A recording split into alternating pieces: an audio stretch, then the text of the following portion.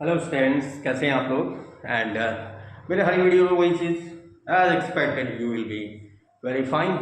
मस्त होंगे आप लोग। एंड आज हम फिजिक्स का लेक्चर लेने जा रहे हैं। और जो लास्ट लेक्चर हमने रीड किया था that was on del vector, और जो काफ़ी इंपॉर्टेंट टॉपिक है तो एक बार उसको जरूर पढ़िएगा। क्यों? क्योंकि उस टॉपिक को स्टार्ट बिना पढ़े आप इस टॉपिक को प्रॉपर्ली अंडरस्टूड नहीं कर पाएंगे। अच्छा देखिए, हम बात यहाँ पर कर रहे हैं फील्ड्स की, ठीक है ना। फील्ड्स तो बहुत बड़ी चीज हो गई यार, कहाँ जाए फील्ड की ओर। इट इज बहुत दूर की बात है, ठीक है ना। पहले तो हम बात ये करते हैं कि यार एक्चुअली भाई जिस स्पेस में हम रह रहे हैं, या फिर मैं बात करूं कि हम जिस 3 डायमेंशनल या n डायमेंशनल या इनफाइनाइट डायमेंशन, बेसिकली हम इनफाइनाइट डायमेंशन स्पेस में रहते हैं, तो उस स्पेस में अगर हम किसी भी क्वांटिटी को कंसीडर कर रहे हैं, मतलब हमारे नेचर के अंदर एग्जिस्ट करने वाली प्रत्येक क्वांटिटी, जितनी भी क्वांटिटीज है सारी क्वांटिटीज को आप क्या बोलते हैं? All the quantities are known as physical quantities. ये सारी क्वांटिटीज क्या है जितनी भी आपने रीड करी क्वांटिटीज। और ये फिजिकल क्वांटिटीज कहने का मतलब, जैसे आप वेलोसिटी की बात करते हैं, या फिर स्पीड की बात कर रहे हैं, डिस्टेंस की बात करूं, या डिस्प्लेसमेंट की बात करूं, फोर्स की बात करूं, ठीक है ना। ये सब क्या है? Physical quantity. क्यों हम इसको फिजिकल क्वांटिटी कह रहे हैं? क्योंकि आप इसे ज्ञात कर सकते हैं। I can find out there, मैं उन्हें निकाल सकता हूं कि कोई बंदा किस स्पीड से भाग रहा है, या किस वेलोसिटी से वो रन कर रहा है, ठीक है ना, या उसने कितनी डिस्टेंस ट्रैवल करी, या कितना डिस्प्लेसमेंट उसने ट्रैवल किया। ये सब चीजों को मैं कैलकुलेट कर सकता हूं। मतलब इन क्वांटिटीज को आप क्या बोल रहे हैं? मीजरेबल। इन क्वांटिटीज को हम बोल रहे हैं कौन सी क्वांटिटीज? Measurable quantities. मीजरेबल क्यों? क्योंकि मैं इनको मीजर कर सकता हूं, आसानी से इन चीजों को कैलकुलेट कर सकता हूं। लेकिन अगर मान लो आपके दोस्त की शादी हुई, या दोस्त की गर्लफ्रेंड भाग गई, आप ऐसे मान के चलो दोस्त की गर्लफ्रेंड भाग गई और आप बड़े खुश हो, तो आप ऐसा बोलोगे कि यार मैं तो 2 किलो खुश हूं भाई। सेकंड बार सामने वाला बोला नहीं यार मैं तो 4 किलो खुश हूं। तो ऐसा तो नहीं कि मैं खुशी को मीजर कर लूं। तो खुशी को मैं 1 किलो में या 2 किलो में, या फिर मैं कहूँ कि मैं 2 मीटर खुश हूं, तू 4 मीटर का खुश है, ये 6 मीटर का खुश है, या फिर मैं 6 मीटर दुखी हूं, जो तुम्हारा दोस्त है जिसकी जिसकी लेके भग गया जो, तो वो तो 6 मीटर दुखी हो गया और तुम 6 मीटर खुश हो गए। तो ऐसा, तो इसका मतलब हैप्पीनेस हो गया या फिर सैडनेस हो गई, ये मेरी कैसी क्वांटिटी है? इनको मैं मेजर नहीं कर सकता कि एक्चुअली आप कितने हैप्पी या कितने दुखी हैं, ठीक है ना। तो ये क्वांटिटीज कैसी है? वो क्वांटिटीज हमारी क्या है? नॉन मेजरेबल, ठीक है ना। वो कैसी क्वांटिटीज है? Non measurable. These are non measurable quantities. अब जब हम फिजिक्स में बात करते हैं, तो हम फिजिक्स में बात करते हैं किनकी? जिनको हम कैलकुलेट कर सकते हैं। कैलकुलेट कहने का मतलब जिनको मैं मेजर कर सकता हूं। और आपने इससे पहले तक आपने स्केलर वेक्टर प्रोडक्ट पढ़ा, वेक्टर ट्रिपल प्रोडक्ट पढ़ा, फिर रेडियस वेक्टर को डिफाइन किया, सर्कुलर मोशन को हमने डिफाइन किया, डेल वेक्टर को हमने डिफाइन किया। तो जितने भी हमने, जो भी हमारे पास फिजिकल क्वांटिटीज थी, आपने 2 फॉर्म में पढ़ी। ये फिजिकल क्वांटिटीज कितने फॉर्म में थी? एक तो थी आपकी कौन सी? Vector quantity. एक तो थी मेरे पास वेक्टर क्वांटिटी, सेकंड थी मेरे पास scalar quantity. Is that clear? Vector quantity आप किसको बोल रहे थे? वो फिजिकल क्वांटिटीज जिनमें मैग्नीट्यूड भी था और डायरेक्शन भी थी। मैग्नीट्यूड और प्लस इसके साथ डायरेक्शन भी थी। जैसे आप किसी भी वेक्टर क्वांटिटी को कैसे शो कर रहे थे? ए वेक्टर को हम शो कर रहे थे ए कैप, जहां पर ए तो मुझे क्या दिखा रहा था? A is representing modulus of A vector, ये इसके मैग्नीट्यूड को रिप्रेजेंट कर रहा था। और आप जब आप इसे वेक्टर फॉर्म में लिखते हैं, इस तरह से आप शो करते हैं, तो यहां से लेके यहां तक की लेंथ तो मुझे क्या बताती है? जो डंडा है ना, इस डंडे की लेंथ मुझे बताती है उसका मैग्नीट्यूड क्या है। और प्लस जो एरो साइन है, ये जो आगे का हेड है, ये तो पीछे टेल हो गई, ये जो आगे का हेड है ये उसकी डायरेक्शन को बताता है कि यार वेक्टर मेरा इस डायरेक्शन में जा रहा है। इसमें क्या एग्जांपल थे भाई जो आप इंटर से पढ़ते हुए आए? जैसे भाई हम बात करें फोर्स की, ठीक है ना, या फिर बात करें वेलोसिटी की, या फिर मैं बात करूं एक्सेलरेशन की, ऐसा क्लियर, डिस्प्लेसमेंट की। तो ऐसे तो कई सारी क्वांटिटीज हैं, एंगुलर मोमेंटम की, या मोमेंटम की आप सिंपली वे में कंसीडर करो। लेकिन स्केलर क्वांटिटीज क्या थी? जो डायरेक्शन कंटेन नहीं करती। इसका मतलब इसके पास केवल और केवल कौन सी क्वांटिटी थी? That is magnitude. केवल मैग्नीट्यूड था। और मैंने आपको बताया भी था, मेजर आप केवल किसको करते हैं? न्यूमेरिकल वैल्यू में हम मेजर केवल किसको कर सकते हैं? मैग्नीट्यूड को ही मेजर कर सकते हैं। जैसे फॉर एग्जांपल अगर मैं बात करूं कि हाँ भाई कोई बंदा 2 मीटर पर सेकंड की स्पीड से भाग रहा है, तो दो आपने लिखा भाई, अगर हम ये कह रहे कि कोई बंदा जो है 2 मीटर पर सेकंड की स्पीड से भाग रहा है, तो ये 2 क्या है, उसका मैग्नीट्यूड है। और मैं कहूँ कि 2 मीटर पर सेकंड की वेलोसिटी से भाग रहा है, तब भी ये 2 उसका मैग्नीट्यूड है। क्यों? क्योंकि मैं मैग्नीट्यूड को ही क्या दे सकता हूँ, न्यूमेरिकल वैल्यू दे सकता हूँ। डायरेक्शन को कभी न्यूमेरिकल वैल्यू हम प्रोवाइड कर ही नहीं सकते। या ईस्ट डायरेक्शन 2 मीटर ईस्ट में भाग रहा है, सॉरी 2 मीटर ईस्ट तो बात वही होगी, या फिर मैं कहूँ कि ईस्ट डायरेक्शन 2 मीटर की है, तो ईस्ट डायरेक्शन थोड़ा 2 मीटर की है, ईस्ट डायरेक्शन में तो आप 20 किलोमीटर भी चले जाओगे तो भी हमारी ईस्ट डायरेक्शन खत्म नहीं होने की। इसका मतलब मेरे कहने का जो मेन पर्पज है कि जो हम न्यूमेरिकल वैल्यू देते हैं वो केवल किसको दी जाती है, मैग्नीट्यूड को दी जाती है। और इसमें भी कई सारे एग्जांपल हैं, दैट इज लाइक डिस्टेंस। जैसे हम डिस्टेंस की बात करें, कैसी वैल्यू है मेरी, स्केलर क्वांटिटी है। मैं टेम्परेचर की बात करूं, हम टेम्परेचर की बात करें, टेम्परेचर कैसी एक क्वांटिटी है, स्केलर क्वांटिटी है। डेंसिटी की बात करूं, डेंसिटी मेरी कैसी वैल्यू है, एक स्केलर वैल्यू है। ये सब चीजें आपने इंटर में रिपीट करी है। तो जैसे आप फिजिक्स में जब हम फिजिकल क्वांटिटीज की बात करें तो फिजिकल क्वांटिटीज, क्योंकि नॉन मेजरेबल वैल्यूज को तो हम जैसे मैंने कहा था हैप्पीनेस हो गया या सैडनेस हो गया, अब ऐसा नहीं कि यार दोस्त की गर्लफ्रेंड सच्ची में भाग जाएगी, हम मूड्स की बात नहीं कर रहे हैं, ठीक है ना। अब आप हम अपने मेन टॉपिक की बात करें, दैट इज मेजरेबल। तो मेजरेबल क्वांटिटीज में जब हम वेक्टर और स्केलर वैल्यूज की बात कर रहे हैं, तो इसका मतलब ये जो क्वांटिटीज हैं जिनके पास केवल मैग्नीट्यूड और एक क्वांटिटी क्या है, जिनके पास मैग्नीट्यूड एंड डायरेक्शन है, तो दोनों में डिफरेंस समझ में आ रहा है, इसके पास इंक्लूडिंग डायरेक्शन भी है। तो इसका मतलब हर क्वांटिटी, जितनी भी फिजिकल क्वांटिटीज हैं, इनका अपना एक स्पेस भी होता है। अपना एक स्पेस मतलब अपना एक फील्ड है, अपनी एक फील्ड मतलब वो नहीं है जो खेत वाला फील्ड की बात कर रहा हूं मैं, ठीक है ना। फील्ड होने को तो खेत भी फील्ड ही कहलाता है, लेकिन हम फिजिकल साइंस में बात करें तो जैसे मैं अगर आपको एक जनरल एग्जांपल दूं, ठीक है ना, जनरल एग्जांपल इस तरह से मुझे देखिए कि भाई अगर मैं अपने आप को सेंटर कंसीडर करूं, ठीक है ना, if I am considering myself as a centre, और मैं अपना हाथ ऐसे रखूं, ठीक है, और मैं अपने आप को सेंटर कंसीडर करके लेकिन अब मैं अपनी पोजीशन से हटूंगा नहीं, मैं अपनी पोजीशन पे फिक्स हूं। मैंने अपना हाथ ऐसे रखा और इस हाथ को रोटेट किया, तो देखो मैं क्या ड्रॉ करूंगा, एक इस तरह से अगर मैं अपने हाथ को ड्रॉ करूं, पूरा इस तरह से एक राउंड, पूरा एक चक्कर मार दूं। अब यहां तो दीवार है, लेकिन आप कंसीडर कर लेना इसको।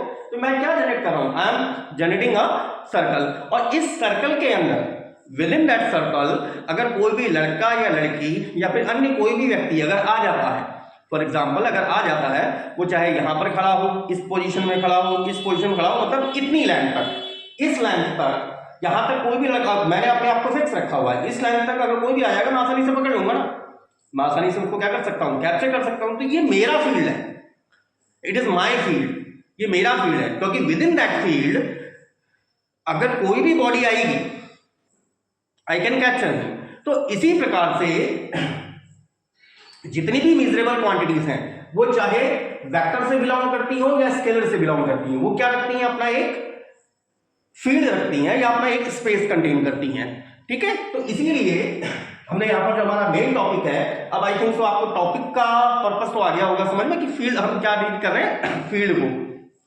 तो अब जैसे मैं आपको अभी समझा रहा था, जब मैं अपने फील्ड की बात कर रहा था तो मैंने क्या कहा, विद इन दैट फील्ड, इस फील्ड के अंदर अगर कोई भी लड़का या लड़की अगर आ रहा है, ठीक है ना, तो मैं उसको क्या कर पा रहा हूं, आसानी से कैप्चर कर ले रहा हूं। इसका मतलब मैं फील्ड को डिफाइन कैसे करूंगा, अगर मैं बात कर रहा हूं मेजरेबल क्वांटिटीज के टर्म्स में, तो इसका मतलब एक ऐसा स्पेस जिसमें आप किसी भी फिजिकल क्वांटिटी को स्पेसिफाई कर सकते हो, जिस फील्ड के अंदर मैं उस पर्टिकुलर स्पेशल जो फिजिकल क्वांटिटी है, either it belongs from a vector quantity और it belongs from a scalar value, चाहे वो आपका वेक्टर क्वांटिटी से बिलोंग करता हो, चाहे वो स्केलर क्वांटिटी से बिलोंग करता हो, उस क्वांटिटी को आप उस फील्ड में, उस स्पेस में क्या कर पाते हो, स्पेसिफाई कर पाते हो, या उस फील्ड में आप उस क्वांटिटी को डिफाइन कर पाए। तो उस फील्ड को या उस स्पेस को आप उस पर्टिकुलर क्वांटिटी का क्या कहेंगे, फील्ड कहेंगे। तो फर्स्ट ऑफ ऑल ये तो जस्ट फॉर एक्सप्लेनेशन है। तो फील्ड का अर्थ आपको समझ में आया, फील्ड हम किसको कह रहे हैं, a field is a space in which a physical quantity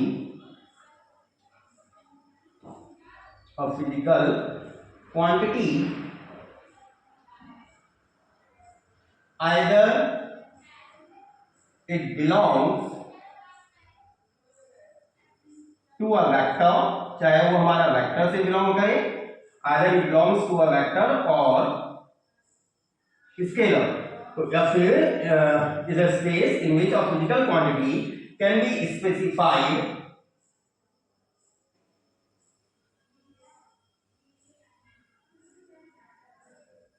properly is called, can be specified properly. हो गया. A field is a space in which a physical quantity can be specified properly. तो जिसमें आप क्या कर पा रहे हो, जिसमें आप किसी भी फिजिकल क्वांटिटी को क्या कर पा रहे हो, प्रॉपर्ली क्या कर पा रहे हैं, स्पेसिफाई कर पा रहे हैं. अब जब हम फील्ड को कंसीडर कर रहे हैं भाई, अब जैसे अगर हम जैसे फॉर एग्जांपल अगर मैं स्केलर फील्ड की बात ले लूं, ठीक है ना, स्केलर फील्ड में कुछ भी एग्जांपल ले लो, चाहे हम टेम्परेचर की बात कर लें या डेंसिटी की बात करें या डिस्टेंस की बात कर लें, समझिए जैसे इस रूम में मैं खड़ा हुआ हूं, ठीक है ना, तो इस रूम में जब मैं खड़ा हूं तो यहां पर क्या है, हर जगह पे टेम्परेचर अलग अलग होगा बिल्कुल टेम्परेचर अलग अलग, क्योंकि भाई देखो जैसे हमारा कोई रूम है, आप इस चीज को थोड़ा सा कंसीडर करो, क्योंकि अभी ये डेफिनेशन मेरी फिनिश नहीं हुई है, मैं आपको केवल अभी समझा रहा हूं. जैसे मान लीजिए ये मेरा रूम था, ठीक है, ये मैं अपने रूम को कंसीडर कर रहा हूं, क्योंकि मेरा रूम भाई क्यूबॉइड शेप है और सभी का रूम शायद क्यूबॉइड शेप में ही होता है. अब किसी का टेढ़ा मेढ़ा रूम है तो यार मुझसे मत कहना कि सर मेरा रूम टेढ़ा है. मैं मान ले रहा हूं ये हमारा रूम है, ये मेरा रूम का क्या आ गया, फ्लोर आ गया, ये रूम का आपका क्या आ गया, ऊपर का पोर्शन या फिर टेरेस, जिसको हम छत बोल सकते हैं, या फिर हमारा टेरेस, ऊपर का टेरेस पोर्शन है. अब यहां पर एक चीज थोड़ा सा नोटिस करो भाई, अभी आजकल कौन सा टाइम चल रहा है, it's a time of winter season. भाई यहां पर तो विंटर ही चल रहा है, फिर तो मैं भी विंटर की बात करूंगा, तो विंटर सीजन चल रहा है, विंटर सीजन चल रहा है, इसका मतलब मैं कहां खड़ा हूं, अभी नीचे बॉटम एरिया पे खड़ा हूं, अपने रूम में मैं नीचे बॉटम एरिया पे खड़ा हूं. तो अगर मैं यहां पर एक स्पेस को कंसीडर करूं, मैं मान लूं कि यहां एक स्पेस है, इस तरह से हम कंसीडर कर ले कि हमारे पास ये एक स्पेस है. आपको समझ में आ रहा है, ये मैंने जो स्पेस कंसीडर किया है, ऐसे फिर इस तरह से, और ये ऐसे एक दूसरा स्पेस कंसीडर कर लिया इसके ठीक ऊपर. तो यहां पर भाई डेफिनेटली अगर मैं यहां से लेके यहां तक की हाइट हम मान लेंगे h है, बॉटम से हाइट h है, तो इस पॉइंट पर डेफिनेटली कई सारे पॉइंट एग्जिस्ट करेंगे ना भाई, इस पॉइंट पर तो कई सारे पॉइंट एग्जिस्ट करेंगे. मान लीजिए कि यहां पर टेम्परेचर कितना है, T1 है, और इससे मैं कुछ और हाइट में चले जाऊं या फिर रूप पे चले जाऊं, क्यों, क्योंकि यहां तो आपका सन है, यहां तो सन है, तो डेफिनेटली ऊपर अपर पोर्शन का टेम्परेचर थोड़ा सा ज्यादा होगा as compare to this region. भाई ए बी, अगर मैं यहां पर कुछ नाम ले लूं इस रीजन को, ए बी सी डी, और इस रीजन से अगर मैं ठीक ऊपर चले जाऊं या फिर रूप की बात कर लूं, ठीक है ना, तो रूप भी मेरा क्या है, एक सरफेस ही है, इस पर भी मैं कई सारे पॉइंट कंसीडर कर लूं, तो यहां पर का टेम्परेचर और इसके टेम्परेचर में थोड़ा सा डिफरेंस होगा. हाँ, लेकिन जो एबीसीडी वाला रीजन है, इस एबीसीडी वाले रीजन में डेफिनेटली जो टेम्परेचर होगा, टेम्परेचर अगर मैं कह रहा हूं 26 डिग्री सेल्सियस है, तो इसके हर पॉइंट पर ए बी सी डी के हर पॉइंट पर क्या है, टेम्परेचर सेम है. और उस टेम्परेचर को आप कैसे डिफाइन कर रहे हो भाई, उस टेम्परेचर को हम कैसे बता रहे हैं कि भाई मैं चाहे ये वाला पॉइंट कंसीडर करूं, ये वाला पॉइंट, ये वाला पॉइंट, ये वाला पॉइंट, ये वाला पॉइंट, ये वाला, ये वाला, कोई भी पॉइंट अगर हम कंसीडर कर रहे हैं, तो दैट मींस हम वहां पर क्या करने की कोशिश करें, टेम्परेचर को डिफाइन करने की कोशिश करें at every point with in the surface, उस सरफेस के हर बिंदु पर. और हम क्या लेके चल रहे हैं भाई, इन पॉइंटों पर टेम्परेचर सेम है. हाँ, अगर आप उससे थोड़ी सी हाइट पर चले गए, इससे अगर मैं थोड़ी सी हाइट पे चला गया, मान लो मेरा जो रूफ है वो h2 हाइट पर है, अब अगर मैं h2 हाइट पे जा रहा हूं तो h2 हाइट पर टेम्परेचर थोड़ा डिफरेंट है, क्योंकि भाई मैं सन के क्लोज ऊपर, जैसे जैसे मैं ऊपर जाता रहूंगा, मैं नीचे अभी तो बॉटम पे खड़ा था, इस लेयर पर टेम्परेचर T1 था, थोड़ा सा ऊपर गया टेम्परेचर T2 हो गया, और थोड़ा सा ऊपर गया टेम्परेचर T3 हो गया, रूफ पर चला गया और टेम्परेचर हायर हो गया. तो इसका मतलब भाई ये किसका स्पेस है भाई, अब जब हम बात करें किसके सेंस में, टेम्परेचर के सेंस में, तो हम क्या कंसीडर लेके चल रहे हैं कि यार इस लेयर पे तो टेम्परेचर T1 है, इस लेयर पे टेम्परेचर Tn है, एल मतलब something different from that below region, उस बिलोवर रीजन से. तो यहां पर आप क्या कर रहे हैं भाई, इस जो मैंने स्केलर अभी तो मैंने स्केलर क्वांटिटी को डिफाइन किया है, टेम्परेचर के टर्म्स में हम डिफाइन कर रहे हैं. तो टेम्परेचर को मैं यहां पर जितने भी पॉइंट मैंने यहां कंसीडर किए, हर पॉइंट पर हम क्या कह रहे हैं, टेम्परेचर क्या है आपका, आइडेंटिकल है. तो इसका मतलब आपने जो यहां पर फील्ड की डेफिनेशन लिखी, फील्ड में क्या लिखा था, a field is a space in which a physical quantity can be specified properly, और किस तरह से कि इस स्पेस के प्रत्येक पॉइंट पर, इस स्पेस के प्रत्येक पॉइंट पर आप टेम्परेचर को क्या कर पा रहे हैं, टेम्परेचर मतलब स्केलर या वेक्टर क्वांटिटी कोई भी हो, अभी तो मैंने स्केलर से डिफाइन किया, मैंने टेम्परेचर लेके डिफाइन किया, उस स्पेस के प्रत्येक पॉइंट पर आप क्या कर पा रहे हैं, उस क्वांटिटी को प्रॉपर्ली एक्सप्लेन कर पा रहे हैं। तो इसके आगे आप क्या लिख सकते हैं, can be specified properly and each point of which space in which a physical quantity can be specified properly, and each point of which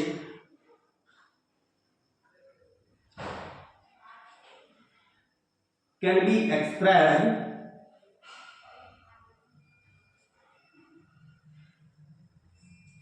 as a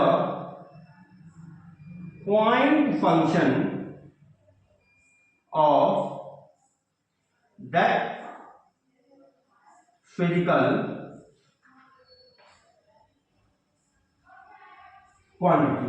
तो अभी तो केवल आप इस फील्ड की डेफिनेशन की, फिर थोड़ा सा इसको और थोड़ा सा हम इसे एक्सप्लेन करते हैं ताकि आपको थोड़ा सा फील्ड सही से समझना है, क्योंकि जब तक आपको देखिए फील्ड अगर प्रॉपर्ली क्लियर नहीं हुआ तो without clearing that field, physical जो आगे हम वेक्टर फील्ड और स्केलर फील्ड की बात करें, उसके बाद फिर आपका ग्रेडियंट, डाइवर्जेंस का और भी अन्य कई टॉपिक्स हैं, तो उनको फिर समझना थोड़ा टफ हो जाएगा, इसलिए मैं इसको थोड़ा सा और प्रॉपर्ली डिफाइन करूंगा फील्ड। उसी हम टेम्परेचर को लेकर डिस्कस कर लेंगे, जो चीज हम लेके चल रहे हैं, तो ताकि आपको थोड़ा सा समझ में आ जाए कि आपने यहाँ पर क्या लिखा है, and each point of which can be expressed as a point function of that physical quantity. ठीक है ना, तो एक बार हल्का सा ये फील्ड को कॉपी कर लीजिए, ये कॉपी करने की जरूरत नहीं है क्योंकि it is just for your just for to make you understand.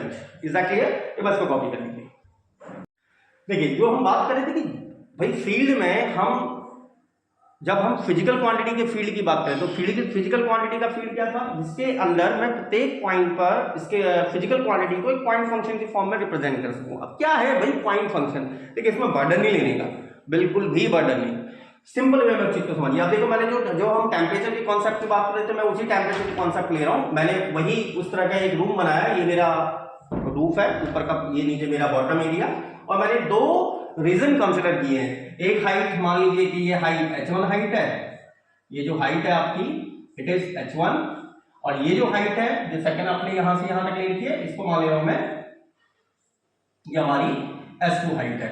अब यहां पर मैंने आपको क्या बताया था कि इसके अंदर जितने भी पॉइंट हैं, भाई आगे ऊपर तो सन मामा बैठे हुए हैं ना, ऊपर से तो सन मामा बैठे हुए हैं, जब मैं नीचे बॉटम के रीजन की बात करूंगा तो उस बॉटम रीजन पे टेम्परेचर कुछ और है, थोड़ा सा हाइट का होगा टेम्परेचर कुछ और है, थोड़ा सा हाइट का होगा टेम्परेचर कुछ और है, थोड़ा सा और हाइट पे गया टेम्परेचर कुछ और है, लेकिन डेफिनेटली वहां पर भाई जब हम एक पर्टिकुलर रीजन की बात करें तो इस रीजन के प्रत्येक पॉइंट पर टेम्परेचर मेरा सेम है।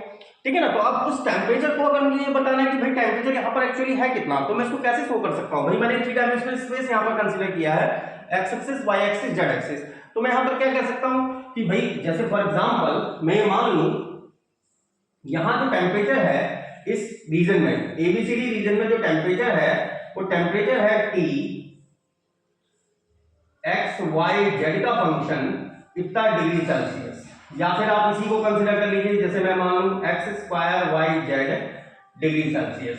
अब डेफिनेट है कि आपका यहां पर क्या आएगा भाई x Y z degree Celsius, इसका मतलब भाई अगर हम इस रीजन की बात कर रहे हैं, ये नीचे वाले रीजन की अगर मैं बात कर रहा हूं तो नीचे वाले रीजन में भाई अगर मैं किसी एक पॉइंट पर टेम्परेचर को फाइंड आउट कर लूं, ठीक है ना, क्यों, क्योंकि भाई उस प्लेन पर तो हमने क्या कंसीडर किया था भाई, जैसे हम अगर इस तरह से कंसीडर कर रहे हैं, ये इस तरह से हम कंसीडर कर रहे हैं, इसी के ऊपर मैं दूसरा प्लेन कंसीडर कर रहा हूं, ठीक है ना, तो इस प्लेन पर ये जो वाला जो प्लेन है नीचे एबीसीडी जो मैंने बनाया, इस पर अगर मैं कोई पॉइंट कंसीडर कर रहा हूं, इस पॉइंट पर मतलब जितने भी पॉइंट होंगे अब, ठीक है ना, तो हम इस पर सब पर तो क्या कंसीडर करके चल रहे हैं कि भाई यहाँ पर हमारा टेम्परेचर क्या है सेम, फिर इसके ऊपर वाले रीजन में क्योंकि ये सन मामा के नजदीक जाते जा रहे हैं आप, तो उस पर टेम्परेचर क्या है, ये वैल्यू है x square y z degree Celsius. तो यहां पर आप किसी भी पॉइंट पर भाई डेफिनेट है कि अगर एक्स वाई जेड रीजन में मैंने इसे कंसीडर किया है तो एक्स वाई जेड रीजन में इसके कुछ ना कुछ कोऑर्डिनेट तो होंगे, कुछ ना कुछ कोऑर्डिनेट मेरे पास आएंगे। मान लीजिए किसी पॉइंट के कोऑर्डिनेट लाइक अगर मैं मान लूं लाइक 1 2 3 बी का coordinate of any point in ABCD plane. तो ABCD प्लेन पर टेम्परेचर आपका क्या हो गया, ABCD प्लेन पर टेम्परेचर क्या हो जाएगा, तो T की वैल्यू क्या आ जाएगी, x स्क्वायर y z लिखा था, मतलब 1 dot y means 2 dot 3 degree Celsius. ये टेम्परेचर कुछ ज्यादा कम हो गया 6 डिग्री सेल्सियस, लेकिन खैर it is just an example.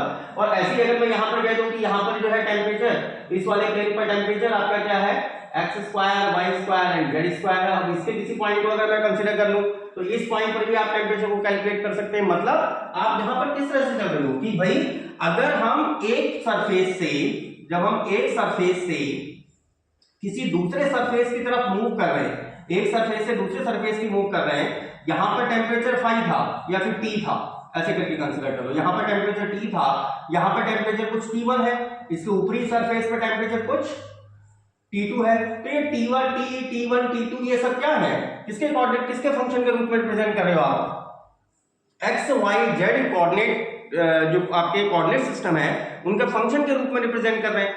आ रही बात क्लियर। तो यहां पर क्या है, हर पॉइंट, जिसमें प्रत्येक पॉइंट जो है, प्रत्येक पॉइंट किस चीज को रिप्रेजेंट कर रहा है, एक पॉइंट फंक्शन को रिप्रेजेंट कर रहा है। और वो पॉइंट फंक्शन ही उस पॉइंट पर, वो पॉइंट फंक्शन ही उस पॉइंट पर उस स्केलर वैल्यू को डिफाइन कर रहा है। यहां पर क्यों मैं कि स्केलर वैल्यू की बात कर रहा हूं, तो इसलिए मैं स्केलर कह रहा हूं, क्योंकि स्केलर वैल्यू को डिफाइन कर रहे हैं तो हम स्केलर वैल्यूज को स्केलर कह रहे हैं। तो इसका मतलब, लेकिन अगर ये वेक्टर क्वांटिटी होती, फॉर एग्जांपल अगर मैं पानी के फ्लो की बात करूं या वेलोसिटी ऑफ वाटर अगर कैलकुलेट करूं, तो वेलोसिटी ऑफ वाटर में क्या होगा आपका, मान लो पानी आपका ऐसे बह रहा है, इस तरह से फ्लो कर रहा है, तो यहां पर भाई डेफिनेट वाटर की कुछ ना कुछ वेलोसिटी होगी और इसकी डायरेक्शन क्या होगी, ये। तो अगर वाटर मेरा ये फ्लो कर रहा है तो इसका मतलब यहां पर हम बात करेंगे क्या भाई, इसके भाई जितने भी आपके रीजन बन रहे हैं उन रीजंस पर मैग्नीट्यूड भी है और डायरेक्शन भी है। लेकिन जब हम स्केलर वैल्यू की बात करें तो केवल क्या रिप्रेजेंट कर रहा था, केवल आपको एक मैग्नीट्यूड रिप्रेजेंट कर रहा था। तो हम जब फील्ड की बात कर रहे हैं तो फील्ड आपका दो कैटेगरी में डिवाइड हो गया, डिपेंडिंग ऑन कि हम बात कर रहे हैं किसकी, वेक्टर की या स्केलर क्वांटिटी की।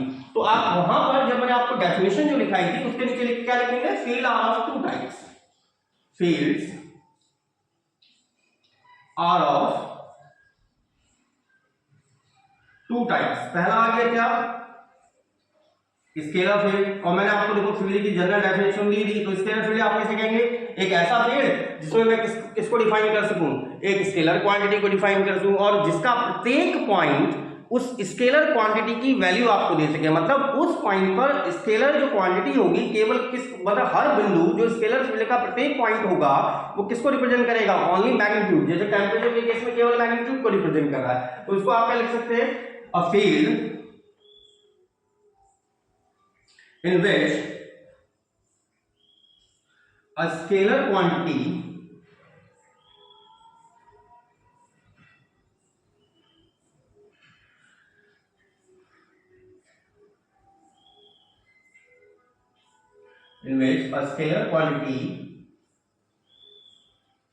can be specified and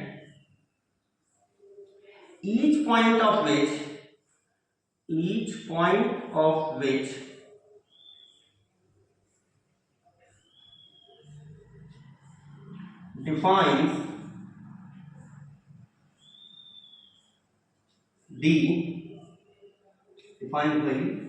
defines the magnitude of scalar quantity. A field in which a scalar quantity can be specified and each point of which defines the magnitude of scalar quantity. और इसको आप generally किस तरह से form में show कर रहे हैं, इसका रिप्रेजेंटेशन आपका किस तरह से हो गया, रिप्रेजेंटेशन किस तरह से आ गया, जैसे phi equals to phi of x y z but here is no direction, क्योंकि हम बात कर रहे हैं किसकी, स्केलर फील्ड की। जैसे मैंने टेम्परेचर की केस में बताया कि इस पॉइंट पर आपका कुछ t x y z है, इस पर t x1 y1 z1 है, जो भी वहां पर के कोऑर्डिनेट है, but there is no direction, क्योंकि टेम्परेचर की तो कोई डायरेक्शन होती नहीं है, डेंसिटी की तो कोई डायरेक्शन होती नहीं, ठीक है ना। इसके अन्य एग्जांपल की क्या, इससे एग्जांपल क्या हो सकते हैं, फॉर एग्जांपल एक तो आपका टेम्परेचर फील्ड ही हो गया, टेम्परेचर हो गया, डेंसिटी हो गई और potential which is scalar quantity, gravitational potential, gravitational potential etcetera. तो ये चीज आपके सही से आई क्लियर। अब स्केलर फील्ड हमारा क्या है, एक ऐसा फील्ड जिसमें आप स्केलर क्वांटिटी को स्पेसिफाई कर रहे हैं और उसका प्रत्येक पॉइंट क्या कर रहा है, स्केलर क्वांटिटी के मैग्नीट्यूड को क्या कर दे रहा है, आपको डिफाइन कर दे रहा है एट दैट रिस्पेक्टिव पॉइंट, उस पॉइंट पर। और रिप्रेजेंटेशन आप किस तरह से दिखा रहे हैं, फाई जैसे मैंने यहाँ पर टी लिखा था, टी एक्स वाई जेड, यहाँ पर आके लिख रहे हैं phi that is phi x Y z. और सेम प्रोसेस हम वेक्टर क्वांटिटी के लिए भी डिफाइन कर सकते हैं।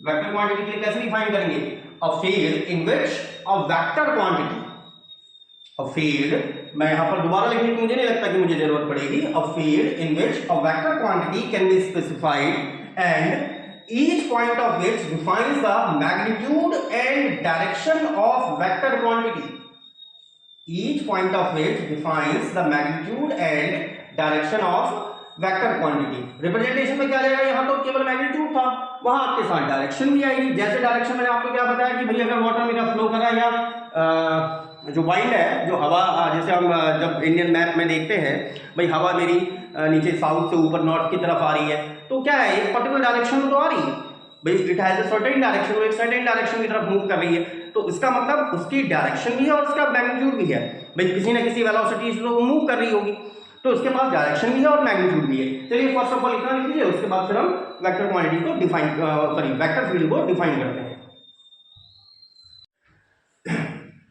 तो मैंने सेम डेफिनेशन उसकी भी लिख दी है, वैसे तो मैंने आपको बोल चुका था कि हाँ भी किस तरह से आपको लिखनी है कि a field in which a vector quantity can be specified, एक ऐसा फील्ड जिसमें मैं वेक्टर क्वांटिटी को स्पेसिफाई कर रहा हूं and each point of which represents the magnitude and direction of that vector quantity, जिसका प्रत्येक पॉइंट क्या करेगा, मुझे उस वेक्टर क्वांटिटी की मैग्नीट्यूड को भी बताएगा और डायरेक्शन को भी बताएगा, ठीक है, दोनों को रिप्रेजेंट करेगा।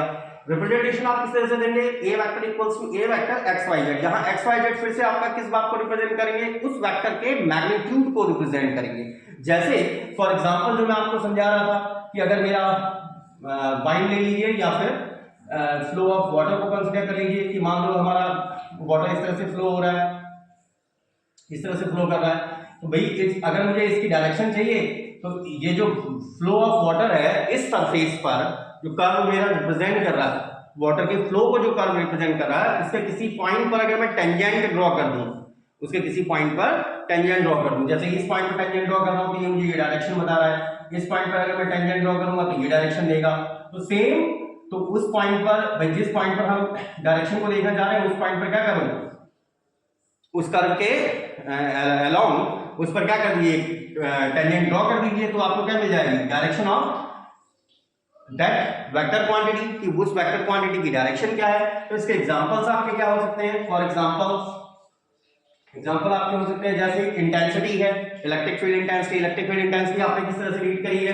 भाई, अगर मेरे पास मान लीजिए फॉर एग्जांपल अगर मैं मान लेता हूं कि मेरे पास कोई आइसोलेटेड चार्ज है, it is an isolated charge, कोई भी आइसोलेटेड चार्ज है।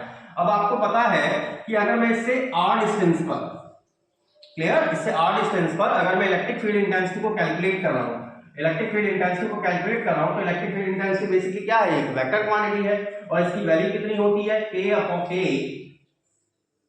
q/r² and r cap. और ये r कैप क्या बताता है, k तो क्या है आपका, हम जिस मीडियम की बात कर रहे हैं यहां पर k, अगर आप एयर मीडियम की बात करते हो तो आपको पता है एयर मीडियम के तो क्या होता है 1/4 पाई एप्सिलॉन नॉट, किसी अन्य मीडियम की बात कर रहे हैं दैट इज 1/4 पाई एप्सिलॉन, जहां पर एप्सिलॉन होता है एप्सिलॉन नॉट k। अब ये तो देखो इंटर की बातें हैं अगर यहां से कंफ्यूजन होगा तो भी पूछ लीजिएगा, जहां k क्या होता है हमारा मीडियम का कांस्टेंट, k के स्थान पर k डैश कर दीजिए, यहां पर k मैंने यहां रिप्रेजेंट किया तो उसको मैं k डैश रिप्रेजेंट कर दे रहा हूं, तो k डैश क्या है आपका मीडियम का कांस्टेंट है। तो ये चीज आपने इंटर में पढ़ी थी, ये r कैप क्या दिखाता है मुझे, डायरेक्शन क्या है, ठीक है ना, उस इलेक्ट्रिक फील्ड की डायरेक्शन क्या है, तो डेफिनेटली इस इलेक्ट्रिक फील्ड की डायरेक्शन ही है। अगर मैं इतनी ही डिस्टेंस पर यहां की ओर ले लूं, इतनी ही डिस्टेंस पर यहां की तरफ ले लूं, इतनी ही डिस्टेंस पर यहां की तरफ कंसीडर कर लूं, इतनी ही डिस्टेंस पर यहां की तरफ, मतलब सेम डिस्टेंस पर, r डिस्टेंस पर ही की मैं बात कर रहा हूं। तो अगर आप इस चीज को थोड़ा सा नोटिस करें ना, अगर मैं इस तरह से देखो ये स्फीयर को कंसीडर कर लूं, तो इस स्फीयर के प्रत्येक पॉइंट पर, at every point of that sphere आपकी इलेक्ट्रिक फील्ड इंटेंसिटी क्या आएगी, बिल्कुल होगी नहीं होगी, सेम, बिल्कुल सेम होगी। हाँ बस जो है डायरेक्शन उसकी अलग अलग है। इस पॉइंट पर डायरेक्शन ये है, इस पॉइंट पर डायरेक्शन ये है, इस पॉइंट पर डायरेक्शन ये है, इस पॉइंट पर डायरेक्शन ये है, इस पॉइंट पर डायरेक्शन ये है, but the magnitude at every point of that sphere. Sphere क्यों कह रहे हैं? क्योंकि भाई आप स्फीयर के केस में क्या, भाई आइसोलेटेड चार्ज मेरा अगर ये है तो भाई इस चार्ज से तो आप किसी भी डायरेक्शन में कंसीडर कर सकते हो ना। भाई अगर ये मान लो ये r दूरी है, that is the distance r, अब मैं r ऐसे भी निकालूं, ऐसे भी निकालूं, ऐसे भी, इधर भी, ऊपर भी, नीचे, तो ये आपका बेसिकली क्या बनेगा, ये that will generate a sphere. और इस स्फीयर के प्रत्येक पॉइंट पर मेरी क्या आ जाएगी, इलेक्ट्रिक फील्ड इंटेंसिटी सेम आ जाएगी, although the direction will be different. तो डायरेक्शन को हम कैसे इंडिकेट करते हैं, भाई जिस पॉइंट पर मुझे इलेक्ट्रिक फील्ड इंटेंसिटी को फाइंड आउट करना है उस पॉइंट पर आप क्या करो, उसका के अलाउंग एक टेंजेंट क्या कर दीजिए, ड्रॉ कर दीजिए। तो आपका जो इसके एग्जांपल्स हो जाएंगे क्या हो जाएगा, velocity of flowing line, electric field intensity due to some isolated charge, electric field intensity, ऐसे ही magnetic field, मैग्नेटिक फील्ड, और ऐसे कई सारे एग्जाम्पल। अगर हम फोर्स की बात करें या फिर एक्सेलरेशन की बात करें, these all are the vector quantity. जितने भी वेक्टर क्वांटिटी, हर कोई क्या रखता है, अपना एक स्पेस रखता है जिसमें आप उस चीज को क्या कर पाते हैं, डिफाइन कर पाते हैं। तो आई थिंक सो कि आपके फील्ड सही से क्लियर हुआ होगा। फील्ड कहने का मतलब जितनी भी मेजरेबल फिजिकल क्वांटिटीज हैं, हर क्वांटिटी का अपना एक फील्ड है जिसमें आप क्या कर सकते हो, उस क्वांटिटी को डिफाइन कर सकते हैं, जिसमें मैं उस पर्टिकुलर क्वांटिटी को, और जैसे मैंने यहाँ पर कहा था कि आपको वेक्टर के केस में, अब मैं मान लूं कि हाँ यार इस पॉइंट पर या फिर इस पॉइंट पर जो वेक्टर है, वेलोसिटी वेक्टर है, ये 2xi प्लस 3yj और प्लस zk है। अब मुझे अगर यहाँ इस पॉइंट के कोऑर्डिनेट मिल जाए, जैसे मैंने ए वेक्टर को ए वेक्टर एक्स वाई जेड लिखा है, इस एक्स वाई जेड के कोऑर्डिनेट मिल जाए तो मैं आसानी से वेलोसिटी की वैल्यू निकाल लूंगा ना। भाई अगर मुझे इसके कोऑर्डिनेट 1 2 3 दिए हुए हैं तो मैं इसको क्या लिखूंगा, 2i, इसको 2 कहा था मैंने तो 6j, और 3 कहा था तो 3k। उसका मॉडुलस निकाल के आप उसकी मैग्नीट्यूड भी फाइंड आउट कर सकते हैं। और मैंने आपको क्या बताया, तीसरी चीज क्या, कि अगर मुझे डायरेक्शन फाइंड आउट करनी है तो उस कर्व जिस पॉइंट पर मुझे डायरेक्शन फाइंड आउट करनी है वहां पर क्या ले लीजिए, टेंजेंट ड्रॉ कर लीजिए, आपको टेंजेंट आपको वहां पर इजीली क्या हो जाएगी, फाइंड आउट हो जाएगी। अच्छा, ये तो आ गया स्केलर वेक्टर फील्ड। जो हमारा नेक्स्ट जो टॉपिक आता है दैट इज ग्रेडियंट, क्योंकि यहां पर आप तीन चीजें पढ़ने वाले हैं। एक आता है ग्रेडियंट, पहला gradient of a scalar field, second आएगा आपका divergence of a vector field या वेक्टर क्वांटिटी, और तीसरा आ जाएगा curl of a vector field. अच्छा देखो, डाइवर्ज मतलब आपको पता है ना, डाइवर्जिंग लेंस पढ़ा था आपने। डाइवर्जिंग लेंस क्या करता है, लाइट वेव जितनी भी आती हैं उनको डाइवर्ज कर देता है, फैला देता है, ठीक है ना, उनको क्या कर रहा है, डाइवर्ज कर रहा है, फैलाने का काम करता है। तो यहां पर हम किसी वेक्टर के फैलने को ही डिस्कस करते हैं। कर्ल मतलब जैसे हम बोलते हैं ना, किसी बच्चे के बाल या किसी लड़के या लड़की के बाल नहीं होते कर्ली हेयर्स, घुमावदार, ठीक है ना। तो यहाँ पर जिसमें घूमने का नेचर होगा, रोटेशनल नेचर होगा, ठीक है ना, जिसमें किसका नेचर हो, घूमने वाला नेचर हो। क्योंकि जो बाल होते हैं, जो कर्ली हेयर होते हैं, वो कैसे होते हैं, ऐसे गोल गोल तो होते हैं ना यार, मुड़े हुए टाइप के बाल होते हैं ना, तो वैसे ही सेम। तो curl of a vector field कहने का मतलब ऐसा वेक्टर जिसमें किसका नेचर हो, रोटेशन का नेचर हो। सारी बात क्लियर। और ये चीज आपने देखी भी होगी यार, आपने बचपन में कभी नदियों में या तालाबों में तो क्या नहीं होती, मोस्टली नदियों में ही होती है। नदियों में देखा ना, वो कई जगहों पे हम उसको बचपन में बोलते थे भौरा आ गया यार।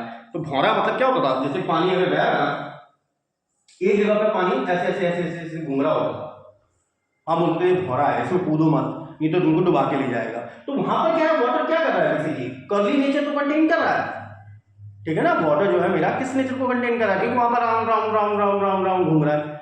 और अगर उसके अंदर फैलने का नेचर है, भाई अगर किसी वेक्टर के अंदर फैलने का नेचर है, डाइवर्ज करने का नेचर है, तो हम उसका क्या निकाल देंगे, डाइवर्जेंस निकाल देंगे। तीसरा जो फर्स्ट टॉपिक आया था हमारा gradient of a scalar field, इस चीज को हम आज डिस्कस करेंगे कि gradient of a scalar field क्या होता है, ठीक है। तो एक बार इस चीज को कॉपी कर लीजिए, then we are writing this topic on the top. तो एक बार इसको कॉपी कर लीजिए। फर्स्ट ऑफ ऑल देखिए, तो हमने फर्स्ट टॉपिक अपना इंडिकेट कर दिया, that is gradient of a scalar field and that is one of the most important topic being asked in the examination.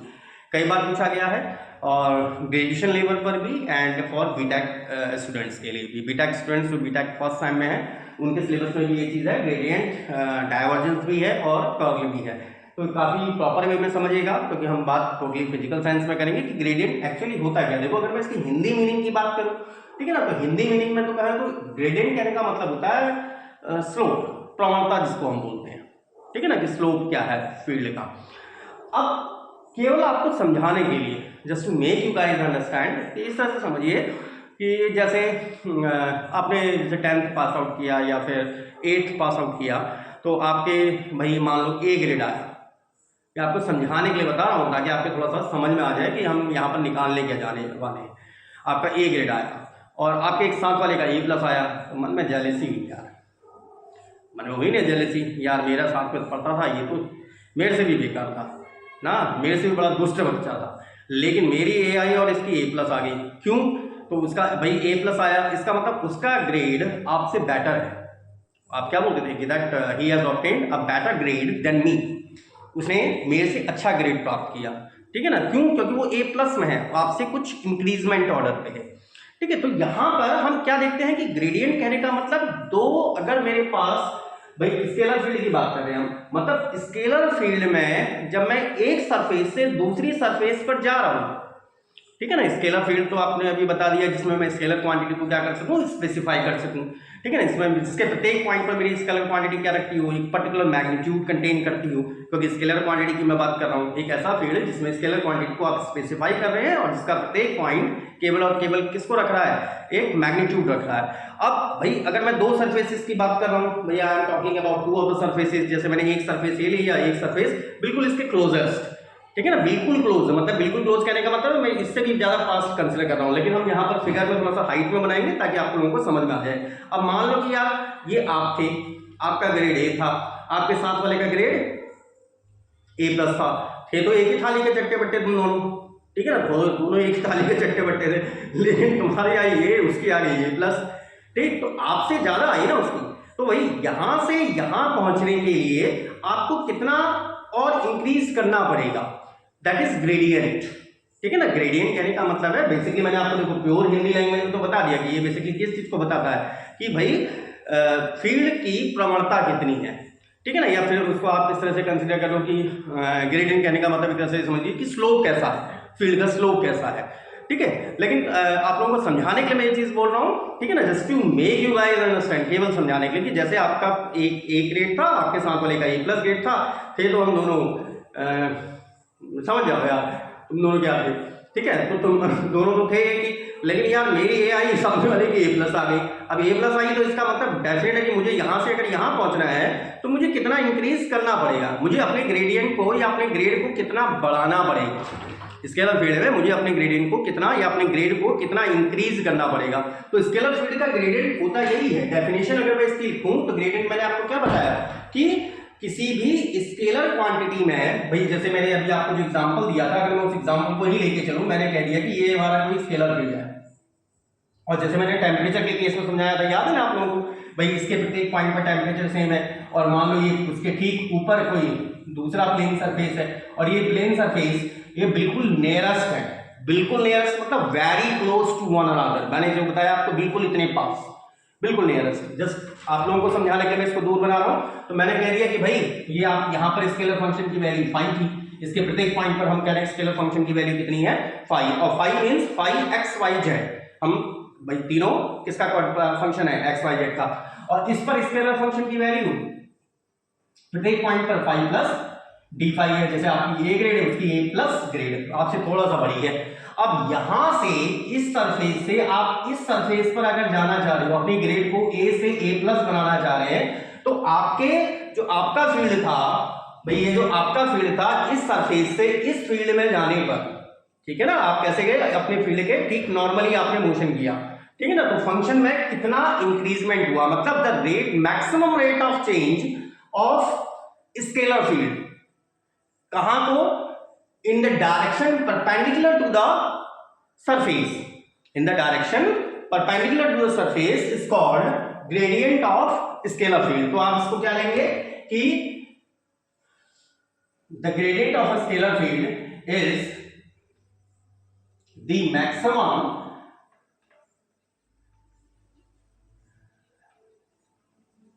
rate of change is the maximum rate of change of the field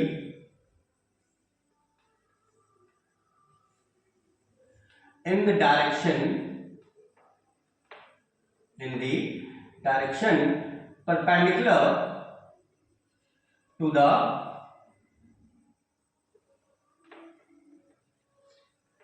surface of scalar field. Scalar field का जो surface है उसके perpendicular कितना maximum rate of change हुआ है, उसी चीज को हम क्या बोलते हैं, ग्रेडियंट. उस चीज को बोला जाता है कि हमारा ग्रेडियंट ये वैल्यू कहलाएगी. अब इस चीज को हम फाइंड आउट भी कर सकते हैं. It is too easy to find out. काफी इजी है इस चीज को फाइंड आउट करना. तो जैसा मैंने यहाँ पर देखो आपका फिगर कंसीडर किया है, इसी तरह से भाई आप इस चीज के फिगर को कंसीडर कर लीजिए. लेकिन मैं इसको थोड़ा सा ब्रॉड वे में हम इसको बनाने की कोशिश करेंगे. तो हमने क्या लिखा था, is the maximum rate of change of field in the direction perpendicular to the surface of the scalar field, कि आपका ग्रेड में कितना चेंज आया. वही चीज वैल्यू और किस हम यहाँ पर डायरेक्शन को भी लेके चल रहे हैं. डायरेक्शन को लेके चल रहे हैं, इसका मतलब हम स्केलर फील्ड का जब भी ग्रेडियंट फाइंड आउट कर रहे हैं, क्योंकि मैंने डायरेक्शन को भी इंडिकेट कर दिया, is the maximum rate of change of field in the direction. तो डायरेक्शन जब मेरी साथ में इंक्लूड हो गई फील्ड के, ठीक है ना, फील्ड के डायरेक्शन जब चेंज होगी, इसका मतलब आपका जब भी आप स्केलर फील्ड का अगर ग्रेडियंट फाइंड आउट कर रहे हैं, तो स्केलर फील्ड का ग्रेडियंट हमेशा कैसी क्वांटिटी आ जाएगा, मेरे पास एक वेक्टर क्वांटिटी होगा. Is that clear? That is, तो आप यहां पर चाहो तो लिख लो, that is gradient of a scalar field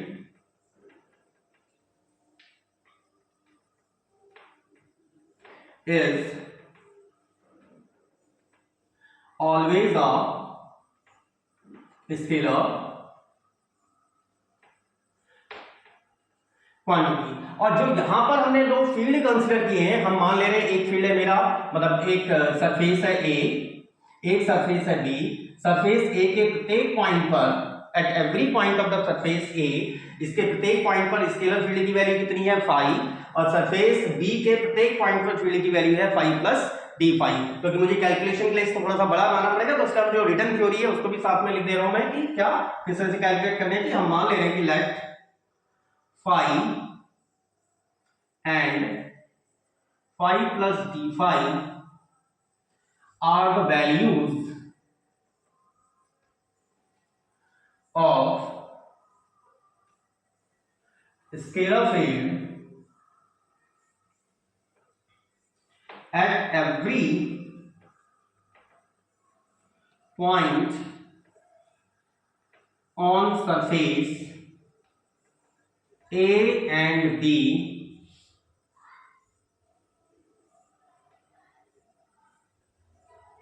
respectively. ये ए और बी पर क्या है, फाई और डी फाई क्या है, आपके स्केलर फील्ड की वैल्यूज है. किस पर, ए और बी पर. सरफेस ए पर स्केलर फील्ड की वैल्यू है फाई, और सरफेस बी पर स्केलर फील्ड की वैल्यू है फाई प्लस डी फाई. और हम यहीं से ए से बी में ही हम फाइंड आउट करना चाहते हैं कि हमारा मैक्सिमम रेट ऑफ चेंज क्या होगा. And we are going to find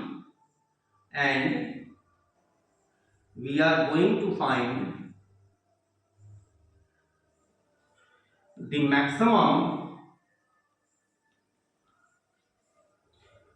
rate of change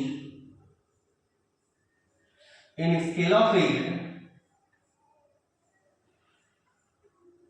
when we are moving from surface A to surface B. हम जब ए से बी की ओर मूव करेंगे तो हम इसमें क्या देखना चाहेंगे, तो इसमें हम क्या देखेंगे कि इसमें मैक्सिमम रेट ऑफ चेंज क्या आया. और इन द डायरेक्शन, किस डायरेक्शन में, in the direction perpendicular to the plane of surface A surface के परपेंडिकुलर डायरेक्शन में हम इस चीज को देखेंगे। तो एक बार इसको कॉपी कर लीजिए, उसके बाद फिर हमारा थोड़ा सा मैथमेटिकल एनालिसिस है, फिर हम इसको मैथमेटिकली कैलकुलेट करते हैं। हाँ, लेकिन एक चीज मैं आपको बता दूं, ये वीडियो देखने से पहले एक बार आप डेल वेक्टर को जरूर रीड करके आइएगा, जहां पर मैंने डेल वेक्टर का डेरिवेशन किया था, क्योंकि यहाँ पर हमें उस वेक्टर की आवश्यकता पड़ेगी। तो एक बार इसको कॉपी कर लीजिए, then we are doing the mathematical calculation. ठीक है, देखिए अब इसको थोड़ा सा मैथमेटिकल कैलकुलेट करते हैं। मैथमेटिकल कैलकुलेट करने के लिए मैंने यहाँ पर फिगर तो वही बनाया है, थोड़ा सा बस ऊपर मैंने शिफ्ट कर दिया फिगर को, ताकि हम थोड़ा सा कैलकुलेशन के लिए अपने लिए स्पेस बना सके। तो हमने यहाँ पर क्या कंसीडर किया कि हमारे पास दो सरफेस, एक सरफेस ए, एक सरफेस बी, और इस सरफेस ए के प्रत्येक पॉइंट पर जो मेरे स्केलर फील्ड की वैल्यू है दैट इज फाई। तो हमारे पास क्या है, फाई है, और इसके इस जो सरफेस है, इस सरफेस बी के प्रत्येक पॉइंट पर स्केलर फंक्शन की value phi plus D phi है। मतलब हमारे पास, जो मैं आपको बताया था कि यार आपकी ग्रेड तो ए आई, सामने वाले की ग्रेड ए प्लस आ गई, लेकिन ये चीज मैं केवल आपको समझाने के लिए बोल रहा हूँ। I am repeating my words just to make you guys understand, कि आपको वो चीज समझ में आ जाएगी हम एक्चुअली निकाल क्या रहे हैं। ठीक है ना, तो हम वहां पे क्या निकाले कि स्केलर फील्ड में कितना चेंज है, maximum rate of change of scalar field कितना है इन अ पर्टिकुलर डायरेक्शन। वो पर्टिकुलर डायरेक्शन क्या है, उस सरफेस के ठीक परपेंडिकुलर डायरेक्शन में। और वो चीज जो है कभी भी कोऑर्डिनेट सिस्टम पर या फिर उसके नेचर पर डिपेंड नहीं करती, स्केलर फील्ड के नेचर पर डिपेंड नहीं करती ये चीज। ठीक है, अच्छा अब यहां पर देखिए, अगर मैं मान लूं भाई, डायरेक्शन तो आप किसी तरह से भी कंसीडर कर सकते हो। मैंने मान लिया ये मेरा कोऑर्डिनेट सिस्टम है, इट्स माय कोऑर्डिनेट सिस्टम। हम मान ले रहे हैं एक्स एक्सिस, ये वाई एक्सिस, और ये Z axis. Is that clear? और इस पॉइंट को कुछ नाम ले दीजिए। हम मान ले रहे हैं पॉइंट पी पर फंक्शन की वैल्यू पी थी, और पी पॉइंट पी पर फंक्शन की वैल्यू थी फाई, क्यू पर हो गई आपके पास phi plus D phi. Definitely इस ओरिजिन के रिस्पेक्ट में इसका कुछ ना कुछ पोजीशन वेक्टर रहा होगा। क्लियर? और मैंने आपको बताया भी था, क्या बताया था आपको, कि भाई अगर मेरे पास एक सरफेस ये, एक सरफेस जो दूसरा सरफेस ले रहा हूं, मैं बिल्कुल इसके क्लोजेस्ट कंसीडर कर रहा हूं। यहां मैंने कोऑर्डिनेट सिस्टम कंसीडर किया, तो अगर इसके किसी पॉइंट पर रेडियस वेक्टर आर वेक्टर, तो इससे ऊपर वाले पे क्या होगा, थोड़ा सा बड़ा, इससे थोड़ा सा ज्यादा इंक्रीज।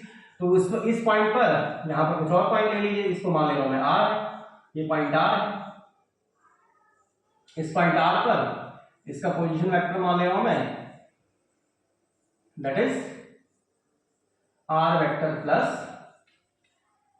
डी आर वेक्टर है, थोड़ा सा। क्लियर? और आपको हम कहां किस डायरेक्शन में चेंज देख रहे हैं, हम इस सरफेस के ठीक परपेंडिकुलर, मतलब मुझे किस डायरेक्शन में चेंज देखना है, पीक्यू डायरेक्शन में। क्योंकि ये पीक्यू डायरेक्शन क्या है, PQ direction is that one, ये मेरा सरफेस ए था, ये सरफेस बी है, ये मेरी पीक्यू डायरेक्शन है। हम चेंज किस डायरेक्शन देख रहे हैं, पी से लेके क्यू की डायरेक्शन देख रहे हैं। अगर मैं मान लूं कि ये डायरेक्शन, ये जो डायरेक्शन है, ये डायरेक्शन कौन सी है, एन कैप। और डायरेक्शन बेसिकली किस बात को रिप्रेजेंट करती है, यूनिट वेक्टर को रिप्रेजेंट करती है। और यूनिट वेक्टर मैं पहले भी बता चुका हूं कि यूनिट वेक्टर कहने का मतलब एक ऐसा वेक्टर जिसका मैग्नीट्यूड कितना होता है, 1 होता है। अच्छा, अब बाय वेक्टर थ्योरी अगर हम कंसीडर करें, भाई यहां पर मान लीजिए एंगल थीटा है, तो बाय वेक्टर थ्योरी अगर हम इस चीज को देखें, तो बाय वेक्टर थ्योरी आपके पास क्या मिलेगा, by vector theory. Vector theory में देखो, अगर मैं इस रीजन की बात करूं, O P vector plus P R vector होना चाहिए ओ आर वेक्टर के बराबर। O P vector plus P R vector that should be definitely होना चाहिए O R vector. O P vector है आपके पास R vector, P R vector it's still unknown, ये था R plus D R vector. इसका मतलब पी आर वेक्टर को आप क्या लिखेंगे, it will be D R vector. मतलब यहां से जो इस वेक्टर की वैल्यू है it is D are vector. और हमने क्या कंसीडर किया है कि ये जो एंगल है मेरा थीटा, तो यहां से देखें ये वाला पॉइंट मैं इस पर मैच करा दे रहा हूं, तो मेरा जो रेट ऑफ चेंज है इसके ठीक परपेंडिकुलर कौन सी डायरेक्शन में जा रहा है, पीक्यू की दिशा में। तो मतलब पीक्यू डायरेक्शन को ही मुझे फाइंड आउट करना है। तो P से Q तक जो डिस्टेंस है, क्यों, क्योंकि ये दोनों सरफेस क्या थे, बिल्कुल ही क्लोजेस्ट थे, they are the very closest surface. तो ये क्लोजेस्ट सरफेस है, मैं मान ले रहा हूं कि P से लेके Q तक की वैल्यू कितनी है, dn है। If P Q equals to d n. तो आप एक चीज देखो कि इस सरफेस से इस सरफेस में जाने पर कितना दूरी जाने पर, dn डिस्टेंस जाने पर, dn डिस्टेंस जाने पर आपके फंक्शन में कितना चेंज आया, d5 में चेंज आया। मतलब जब आपने dn डिस्टेंस ट्रैवल करी तो dn डिस्टेंस ट्रैवल करने पर आपका जो फंक्शन स्केलर फील्ड में जो चेंज आ रहा है, यहां से इस सरफेस की दूरी को मैंने कंसीडर कर लिया है dn। तो dn डिस्टेंस जब मैं ट्रैवल कर रहा हूं तो मेरे स्केलर फील्ड की वैल्यू में कितना चेंज आ रहा है, d5। तो यूनिट डिस्टेंस ट्रैवल करने पर, क्योंकि मुझे रेट ऑफ चेंज चाहिए, तो रेट ऑफ चेंज आप कैसे निकालेंगे भाई, dn डिस्टेंस ट्रैवल करने पर मेरा d5 का चेंज आया, यूनिट डिस्टेंस ट्रैवल करने पर कितना आ जाएगा, that is d5 by dn। किस डायरेक्शन में, n कैप डायरेक्शन में। So the maximum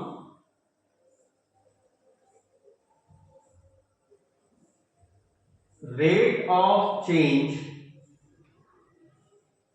of scalar field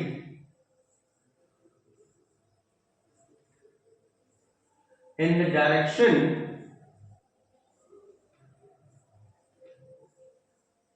PQ, that will be क्या है, मैक्सिमम रेट ऑफ चेंज। मैंने अभी आपको बताया था dn डिस्टेंस ट्रैवल करने पर d5 का चेंज, यूनिट डिस्टेंस चेंज करने पर कितना आ जाएगा, d5 बाई dn और साथ में n कैप। और यही value the maximum rate of change of scalar field in the direction of PQ, क्योंकि PQ क्या थी, इसके इस सरफेस के परपेंडिकुलर डायरेक्शन थी, यही इसी वैल्यू को आप क्या बोलते हैं, that value is known as gradient of scalar field phi, it is d phi by dn n cap।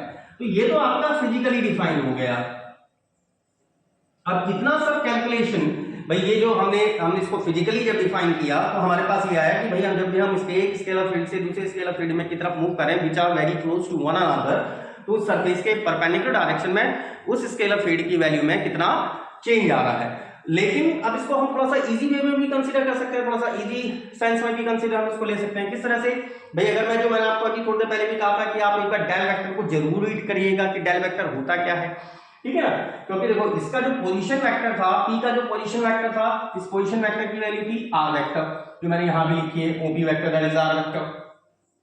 तो अगर मैं दोनों साइड dr वेक्टर की डॉट प्रोडक्ट कर दूं, टेकिंग, इसको कुछ नाम दे दीजिए, taking dot product of dr vector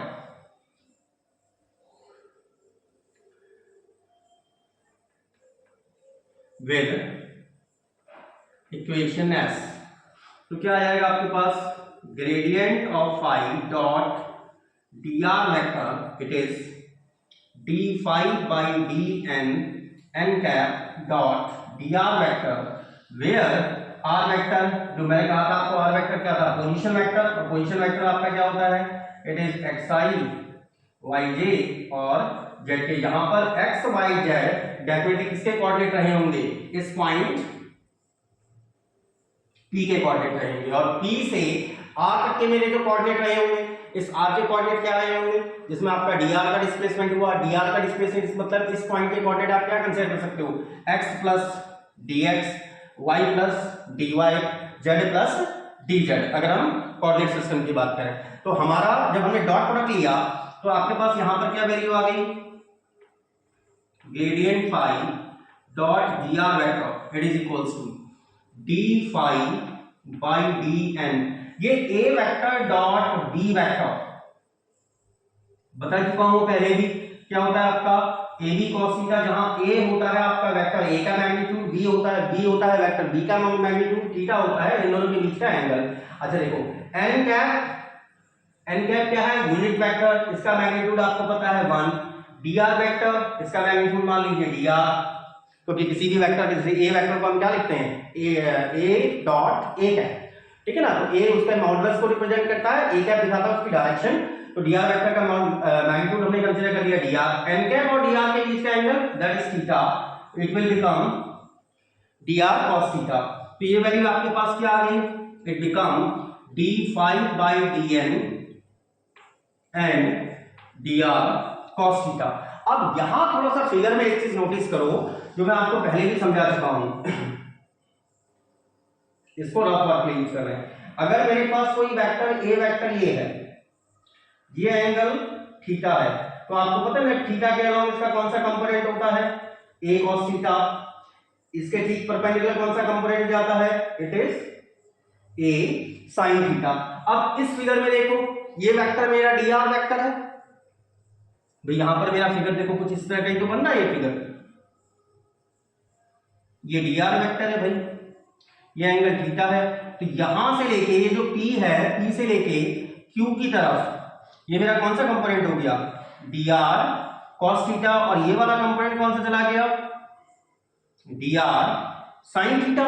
इसका मतलब जो p से लेके q तक की डिस्टेंस है, ये जो p से लेके q तक की डिस्टेंस है, जिसको आप dn लिख रहे हो, ये dn ही क्या है, dr cos थीटा ही तो रिप्रेजेंट कर रहा है भाई। यहां को अगर मैं जब इसका थीटा के अलावा जब कंपोनेंट हम फाइंड आउट कर रहे हैं, that is dr cos theta, तो ये किसके बराबर आ गया, dn।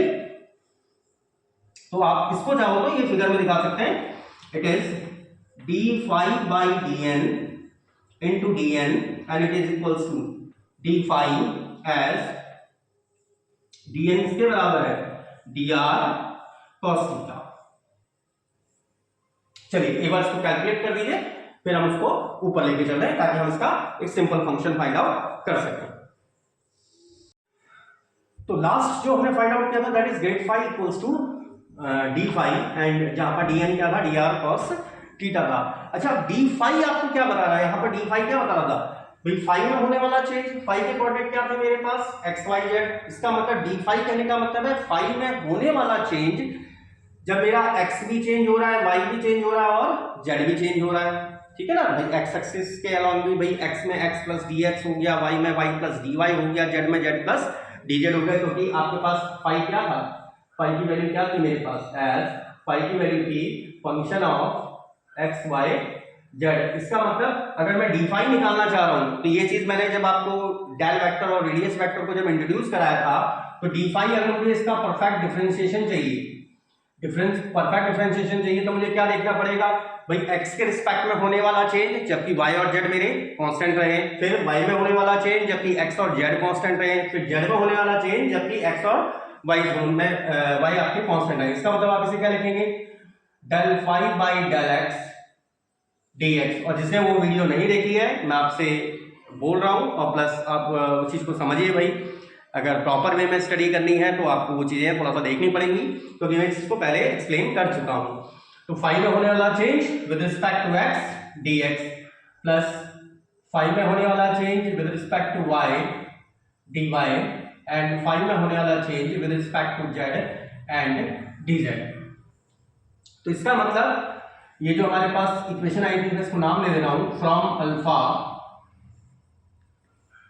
वी कैन राइट, आप किस तरह से लिख पाएंगे, you can write gradient of phi, it is del phi by del x dx, del phi by del y dy, del phi by del z and dz।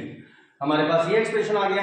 अब आपने जो read किया है इससे पहले ही, using this space for the rough work, भाई अगर मेरे पास कोई दो vector, a vector equals to axi, ayj, azj, और ऐसे ही b vector bxi, byj and bzk है, तो a डॉट b वेक्टर को आप कैसे लिखते थे, i टू i की मल्टीप्लाई, फिर j टू j की मल्टीप्लाई और k टू k की मल्टीप्लाई करने का मतलब है डॉट प्रोडक्ट, ठीक है। तो that is ax bx, ay by and az bz। तो यहां पर ये फॉर्म ऐसी तो आ रही है यार, ax bx, ay by az bz। तो इसको आप क्या लिख सकते हो, it can be done as del phi by del x I, del phi by del y j, del phi by del z k in dot product with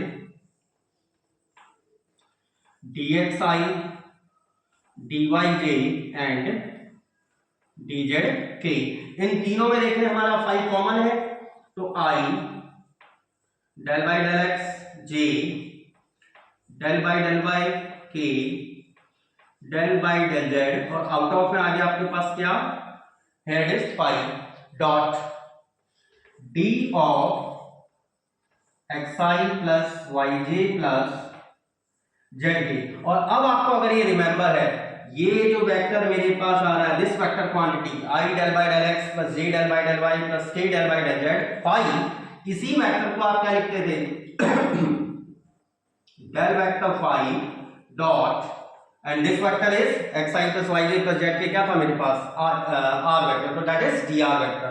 दस तो आपने क्या ऑब्टेन किया, we have obtained gradient of phi, it is del phi dot gradient of phi dot d are vector, sorry मैंने यहाँ पर by mistaken ऐसा लिख दिया, तो gradient of phi dot d are vector था, तो ग्रेडियंट ऑफ फाई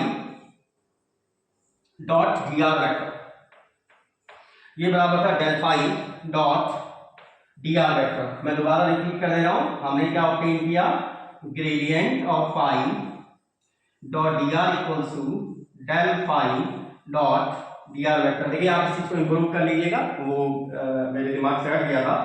तो अगर हम इसका कंपेयर कर दें, तो कंपेयर करने पर आपको क्या मिल रहा है, gradient of phi equals to del phi, और इसको कैलकुलेट करना काफी इजी है।